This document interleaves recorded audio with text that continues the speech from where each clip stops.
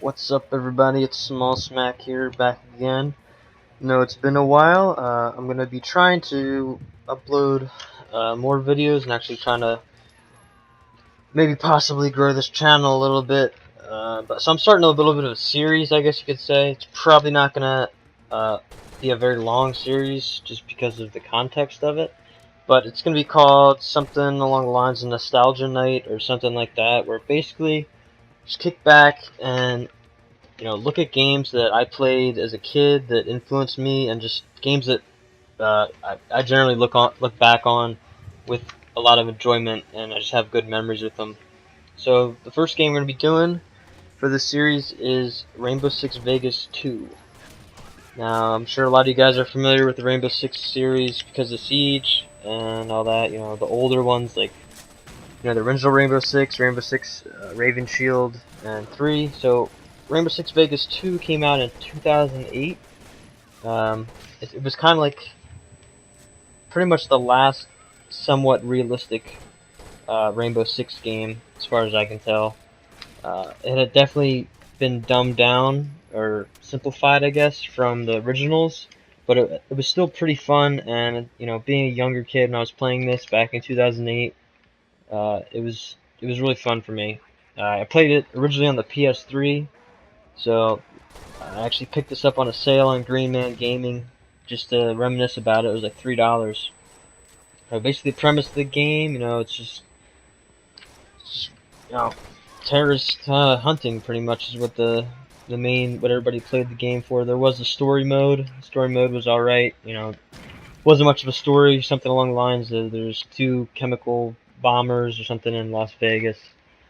The setting was pretty cool though, especially considering how close quarters everything was.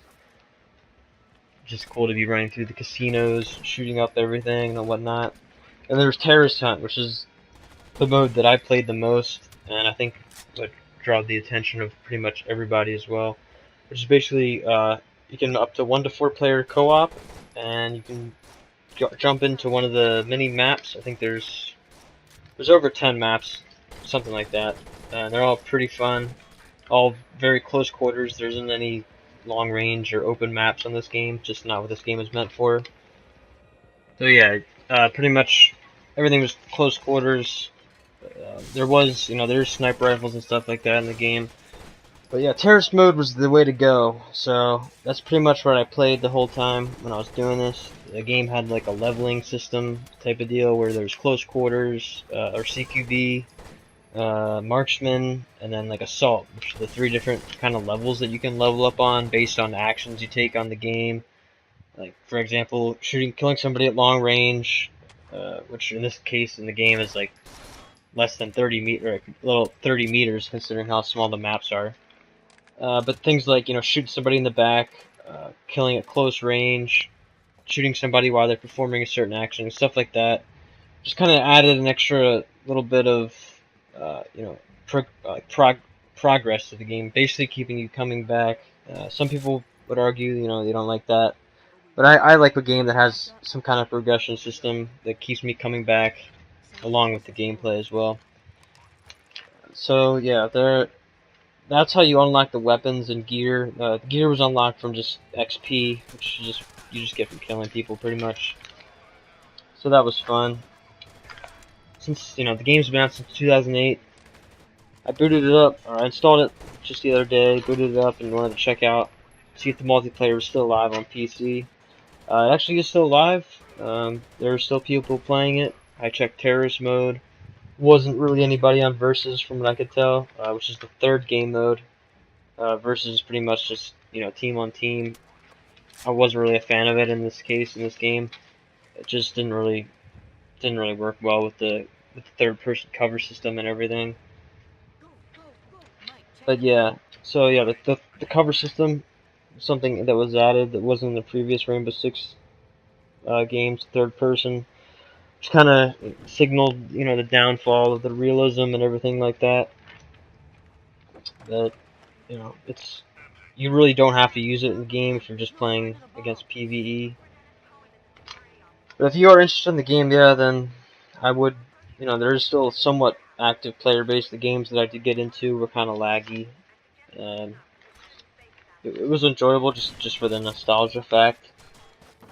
So speaking of nostalgia, the thing that inspired me to make these series is just the good memories. So I can I can remember back in I think it was middle school, me and my friend, my neighbor who lives behind me, pretty much whenever we had time after school during the weekend, whatever.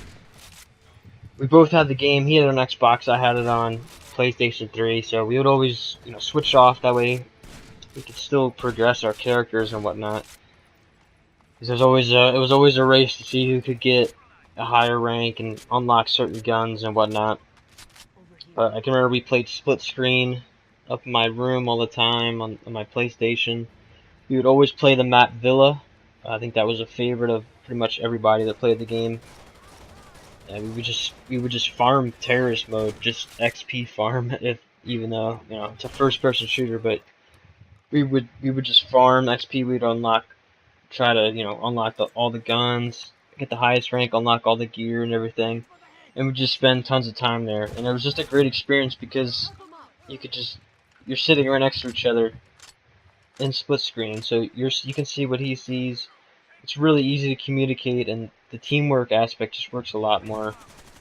And that's something that we kind of lack in games nowadays. Obviously, you can't do it on a PC, but just that split screen game nostalgia is just something that you can't really beat, and it was just a great time.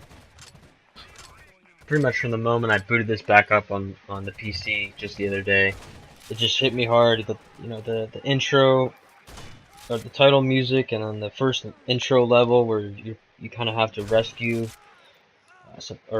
rescue some hostages while you're up in some observatory and up in the mountains in France. Everything was just really nostalgic. Considering I hadn't played the game in probably over 5 years, at the most, or at the least. Sorry. It's been a while, and playing on the PC was definitely a great experience. It was very clunky on the PS3, aiming and whatnot. The cover system was kind of easier to use with a controller. But on the PC, honestly, I found I really haven't even had to use the cover system just because of how easy it is to just be knocking people, shooting headshots and popping corners real quick and just turning around in general. On the PS3, it was just, well, we all know how a controller is. It was just very clunky, kind of hard to do. So the superior version is definitely on the on the PC. But you just don't get the same feel with the split screen and everything like that.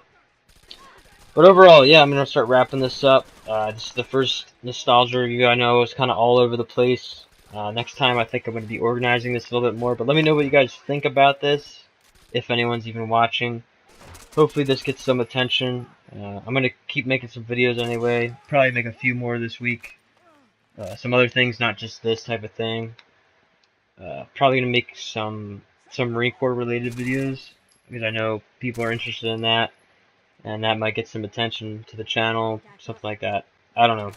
If you're actually watching and you have an idea for something me to do, put it in the comments, because I've just been having this feeling of like I need to make a YouTube video, but I don't know what. Like, I just need something good, something juicy that I can kind of invest my time into and produce. Also, sorry about the mic quality. I know it's not good. I'm using one of those PlayStation headsets. It's a good headset. The mic isn't that great though, so I apologize for that. But there's just no point in me investing in a good mic unless I start getting at least some attention on the channel. Obviously I've been uploading a lot and try to get back into it. It is hard to do with my schedule, because I'll be gone at weeks at a time, months at a time, and then next year I'll be gone for like 7 months out of the year. So yeah, we'll see what happens. Anyway, thanks for watching. Let me know what you think. I don't care if it's negative feedback, positive, whatever. You say you fucking hate me, whatever. I don't care. You're not gonna hurt my feelings. Put whatever you want in the freaking comments. And I will see you guys in my next video, which hopefully will be coming out later this week. So thanks again.